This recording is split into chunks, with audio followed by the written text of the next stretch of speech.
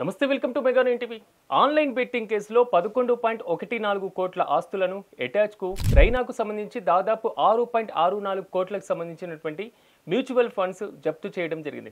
అదేవిధంగా దావన్కి సంబంధించి దాదాపు 4.5 కోట్ల విలువైనటువంటి స్థిరాస్తుల్ని కూడా సీజ్ చేయడం జరిగింది. అంటే ఒకవైపు పూర్తి స్థాయిలో చూసుకుంటే రైనాకి సంబంధించి దావన్కి సంబంధించి ఇరువురికి అంటే ఒకరికేమో 6 కోట్ల వరకు ఇంకొకరికి 4,50,00,000 వరకు మొత్తం మీద 11.14 కోట్ల రూపాయలకు సీజ్ చేయడం జరిగింది. ఎందుకు సీజ్ చేశారు అనేటువంటి ఇష్యూ ఇక్కడ హైలైట్ అవుతూ ఉంది.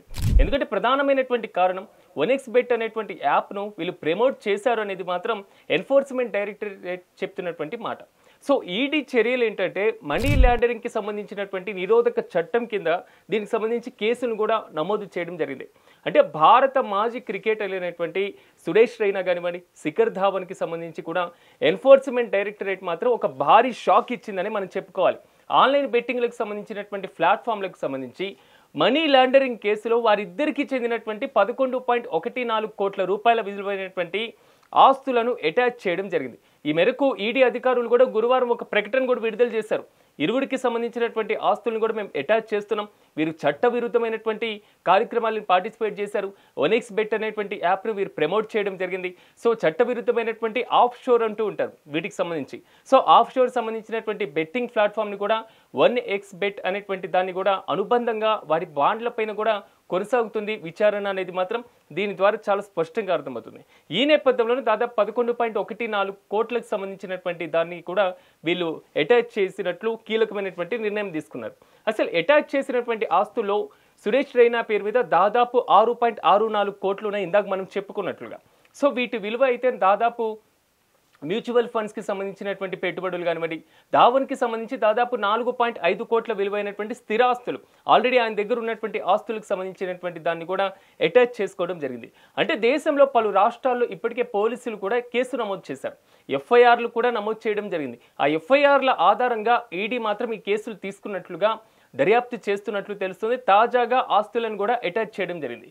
ఇక OneBet అనేటువంటి అనుబంధ సంస్థలు ఏదైతే ఉన్నాయో ఆ యాప్కి సంబంధించి సో ప్రమోట్ చేసేందుకు రైనాకి అదేవిధంగా ధావన్లకి సంబంధించి విదేశీ కంపెనీలతో ఒప్పందాలు కుదుర్చుకున్నారనేది మాత్రం ఎన్ఫోర్స్మెంట్ డైరెక్టరేట్ దాదాపుగా తేల్చినటువంటి పరిస్థితి. అంటే ఈడీ దర్యాప్తులో ఈ విధంగా తేలినటువంటి నేపథ్యంలోనే తాజాగా ఈ చర్యలు తీసుకోవడం జరిగింది. ఒకవేళ ఈ ప్రమోషన్ల కోసం వారికి అందినటువంటి చెల్లింపులు ఏంటి, సో వాటి కోసం వాళ్ళు అక్రమ మూలాలను దాచిపెట్టినట్లుగా ఇలాంటి పరిస్థితులు ఉన్నటువంటి నేపథ్యంలో అంటే విదేశీ లావాదేవీలకు సంబంధించి మళ్లించినట్లు అధికారులు కూడా చాలా స్పష్టంగా గుర్తించడం జరిగింది. ఓవరాల్గా మాత్రం ఈ సొమ్మును బెట్టింగ్ కార్యకలాపాల ద్వారా వచ్చినటువంటి అక్రమ ఆదాయంగా కూడా పరిగణిస్తున్నట్లు స్పష్టం చేశారు. ఈ దర్యాప్తులో భాగంగా దాదాపు OneBet అనేటువంటిది దేశవ్యాప్తంగా 6,000కు పైగా అకౌంట్ల ద్వారా ఒక భారీ నెట్వర్క్ను నడుపుతున్నట్లు ఈడీ కూడా ప్రాథమికంగా అంచనా వేయడం జరిగింది. అంటే వినియోగదారుల దగ్గర నుంచి సేకరించినటువంటి నిధులను కేవైసీ లేకుండా పలు పేమెంట్ల కోసం అంటే ఆల్మోస్ట్ వినియోగదారుల దగ్గర నుంచి డబ్బులు సేకరించడం, దానికి ఒక కేవైసీ అనేటువంటిది ఉండదు, పేమెంట్కి సంబంధించినటువంటి గేట్వేలు మాత్రమే ఉంటుంది, దాని ద్వారా మళ్లించడం జరుగుతుంది. నిధుల యొక్క మూలాలు ఎక్కడైనా ఉంటే దానికి సంబంధించి కూడా ఉండేటువంటి అవకాశం ఉంది. అంటే ఈ ఓవరాల్ ఈ ఇష్యూలో మాత్రం ఈడీ కీలకమైనటువంటి నిర్ణయాలు తీసుకుంటుంది. దర్యాప్తు మాత్రం క్షేత్రస్థాయి దగ్గర నుంచి విదేశీ లావాదేవీల వరకు ప్రతి దాన్ని కూడా పరిగణలోకి తీసుకోవడం జరిగింది. అంటే దాదాపు ఒక 4 పేమెంట్ గేట్వేల పైన సోదాలు కూడా చేయడం జరిగింది. సో వాటికి సంబంధించి కీలక పత్రాలను కూడా వారు స్వాధీనం చేసుకోవడం జరిగింది. అంటే దాదాపు ఒక 60 బ్యాంక్ అకౌంట్లకు సంబంధించి 4 కోట్లకు పైగా నిధులు కూడా ఫీజ్ చేశారనేది మాత్రం ఇక్కడ చాలా స్పష్టంగా అర్థమవుతుంది.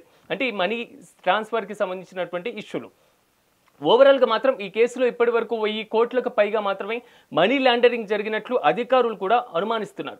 సో ఈ ఏదైతే మనీ లాండరింగ్ జరిగినటువంటి నిధులు ఉన్నాయో ఇవి ఎక్కడికి వెళ్ళినాయి, సో ఎవరి పేరు మీద వెళ్ళినాయి, దానికి సంబంధించినటువంటి అంశాలు కూడా ఈడీ పరిగణలోకి తీసుకొని దర్యాప్తు చేస్తున్నాయి. అంటే ఈ సందర్భంగా ప్రజలకు ఎన్ఫోర్స్మెంట్ డైరెక్టరేట్ ఈడీ మాత్రం ఒకే సూచన చేయడం జరిగింది.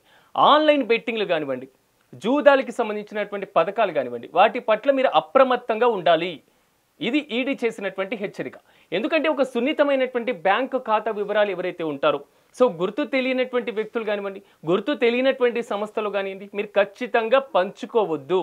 ఒకవేళ పంచుకుంటే మాత్రం ఇలాంటి అక్రమ కార్యకలాపాలకు మీరు కూడా సహకరించినట్లే అవుతుంది. కాబట్టి ఇలాంటి అక్రమ కార్యకలాపాలకు సహకరించినట్లు తేలితే మనీ లాండరింగ్ నిరోధక చట్టం దీన్నే అంటూ ఉంటారు PMLA అని. సో ఈ PMLAకి సంబంధించినటువంటి చట్టం కింద దాదాపు 7 ఏళ్ల వరకు జైలు శిక్ష పడేటువంటి అవకాశం కూడా ఉందని ఇక్కడ చాలా స్పష్టంగా ఈడీ తెలియజేయడం జరిగింది. సో ఈ కేసులో ఆల్రెడీ దర్యాప్తు కొనసాగుతుంది. ఇంకా దర్యాప్తు ఏదైతే మిగిలి ఉందో ఆ దర్యాప్తును కూడా అంటే ఇప్పుడు ప్రెజెంట్ అయితే ఆస్తుల్ని అటాచ్ చేయడం జరిగింది. సో దీని తర్వాత దర్యాప్తు కొనసాగిన తర్వాత మరిన్ని విషయాలు తెలిసేటువంటి అవకాశం ఉంది.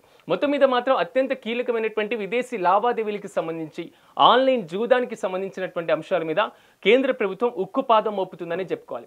దేశంలో అత్యంత కీలకంగా మరి ముఖ్యంగా దేశవ్యాప్తంగా ప్రాచుర్యం పొందినటువంటి ఇలాంటి వ్యక్తుల మీద చర్యలు తీసుకుంటే సామాన్యుల మీద చర్యలు తీసుకోవడం ఒక సాధ్యమైనటువంటి విషయం మాత్రం కేంద్ర ప్రభుత్వం చాలా సులువుగా ఉండేటువంటి పద్ధతి.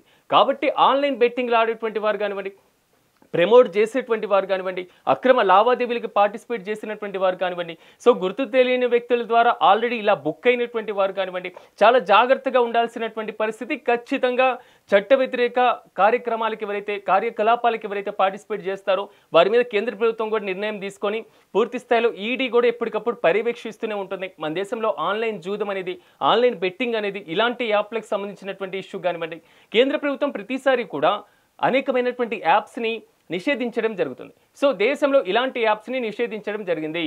మనం ఎగ్జాంపుల్గా చూసుకుంటే టిక్ టాక్ యాప్ చైనాకు సంబంధించి దాన్ని నిషేధించడం జరిగింది, దాని మీద బ్యాన్ విధించడం జరిగింది. అలాగే ఇలాంటి యాప్స్ ఏదైతే బెట్టింగ్ యాప్స్ ఉన్నాయో ఇవి మాత్రం సాధారణ ప్రజానికానికి మాత్రం కొంతవరకు యమపాశంలా మారుతున్నటువంటి పరిస్థితి. కాబట్టి ఇలాంటి యాప్లను కూడా కేంద్ర ప్రభుత్వం దాని మీద బ్యాన్ విధించడం జరిగింది. స్టేని కూడా కొనసాగిస్తుంది. ఇలాంటి వాటిని మాత్రం ఇన్స్టాల్ చేయొద్దు, వీటికి సంబంధించి కార్యకలాపాల్లో పార్టిసిపేట్ చేయకూడదు. కేంద్ర ప్రభుత్వం ఒక రూల్ ఇచ్చిన తర్వాత ఒక ప్రాసెస్లో ముందుకు వెళ్తున్నటువంటి నేపథ్యంలో కానీ ఇక్కడ జరుగుతున్నటువంటి తంతును గమనిస్తే మాత్రం కొంతవరకు ఉత్కంఠ కొనసాగుతుంది. కాబట్టి ప్రజలారా ఈడీ సూచనలు మీరు పాటించండి. 7 ఏళ్ల జైలు శిక్ష పడేటువంటి అవకాశం ఉంది. జైల్లో ఉండేటువంటి పరిస్థితులు ఉంటాయి, ఆస్తులు పోగొట్టుకునేటువంటి పరిస్థితులు ఉంటాయి. చట్ట వ్యతిరేకమైనటువంటి కార్యకలాపాలకు పార్టిసిపేట్ చేస్తే మాత్రం కఠిన చర్యలు తప్పవని మాత్రం ఈడీ మాత్రం పూర్తి స్థాయిలో హెచ్చరించినటువంటి పరిస్థితి.